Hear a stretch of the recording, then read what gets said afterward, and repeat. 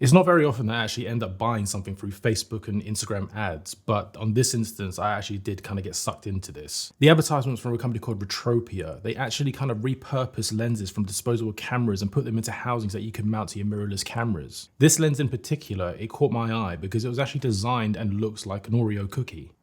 You can see even the top, the way they kind of designed the lens, it does look like an Oreo cookie. And even down on the side, if you look down there, they even kind of mimic the cream filling. Now, the concept of the lens, it's supposed to give you that nostalgic feel of kind of using a disposable camera, sort of like way back in the day. It's already a trendy thing at the moment where people are trying to get that filmic look, to trying to go back in time for that more vintage film tone. But I feel like this just takes it a step further by just actually using like an older disposable camera lens. So if you really do like that look and you want to go for it, it's definitely one to give a try. The lens isn't expensive. It's actually only £30 that I bought directly from Retropia. It comes with some presets and a LUT pack. I had to pay a little bit more for the LUTs. However, one thing that I discovered after purchasing it from Retropia is that Amazon actually have a listing from a brand called Generic, and it's basically selling the exact same product. It's a lens from a disposable camera in a plastic housing which is looking like an Oreo cookie, but you won't get the presets and LUT packs available to you. Whereas on Retropia, they kind of advertise it as £30, but down from 50.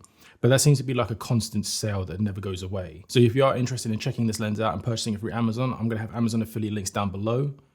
It won't cost you any more, but it'll give me a little bit of a kickback. Please do check it out. But if you are interested in getting the LUT packs and presets, then go straight to Retropia. You might have to wait a little bit longer for delivery, but you obviously get the same product with a few extra bonuses. Now, holding the lens itself, it is actually feeling very plasticky, very thin, very light, very cheaply made. And to be honest, it is. Essentially speaking, it's just a plastic mold with a lens from a disposable camera in there. There's no focusing motor, so you don't have to worry about any mechanics or anything like that. So when you think about the raw materials of it all, it probably costs next to nothing to make. £30 isn't a drastic amount of money, but I also do start to feel like it's a little bit overpriced when I get to my conclusion, and you'll understand why. The lens effective focal length is supposed to be 32mm at f11 for full frame. I had this lens mounted to my camera on a tripod as well, and then afterwards I switched it out to a 24-70 and I framed it up to the exact same frame, put it at f11, and I was getting around the same exposure value at the same focal length. I don't need to go into too much detail about it, but I'm pretty sure you'd understand that the image quality between the 24-70 and this lens is going to be drastically different. As you can see on screen at the moment, I'm just flicking back and forth between the two images, and the sharpness is just night and day difference. The sharpness on this lens, in fact, is actually really hard to tell if it's even in focus. As before, there's no focus motors in this lens.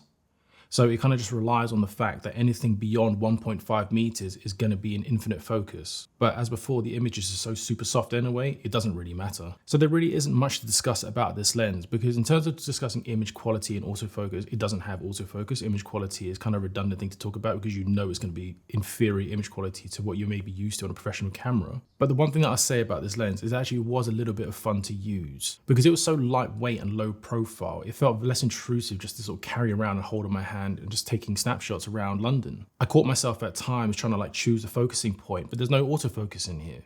And then when I kind of readjusted to the fact that I don't need to select the focus point and I can just literally point and shoot wherever I go, it did alleviate a lot of stress in my mind. Like you may be thinking about certain settings and focus.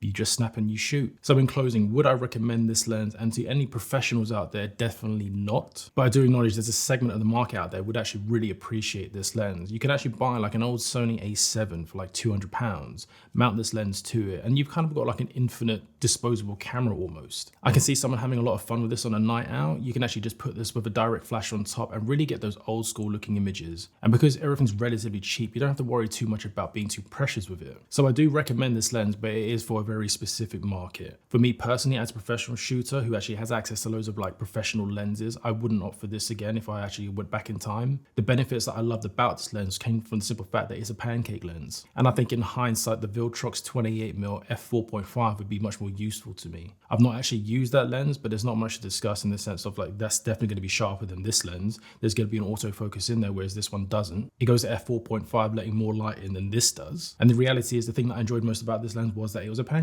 But in reality, I should have just stayed in my lane because I actually purchased the Fuji X100 Mark VI for this specific reason, to attain that filmic look, to have something that's low profile that I can just carry around more frequently. Granted, it's way more expensive and it's not something that is easily accessible to a lot of people. So in its place, I can see how this lens plus an old Sony A7 could still be a bit of fun. But then there's also the argument about going to an older X100, like the first gen X100. But I can't actually see me using this lens anymore, to be honest. I've had my little bit of fun with it. It's given me an opportunity to make a video about it, and I'll probably just end up giving this lens lens away to someone. If this video gets above 1,000 views and there's someone in the comment section who's UK based, I'll pick someone in the comment section at random, send me your address, and I'll be happy to ship it out to you. But otherwise, that's it from me. Cheers for watching.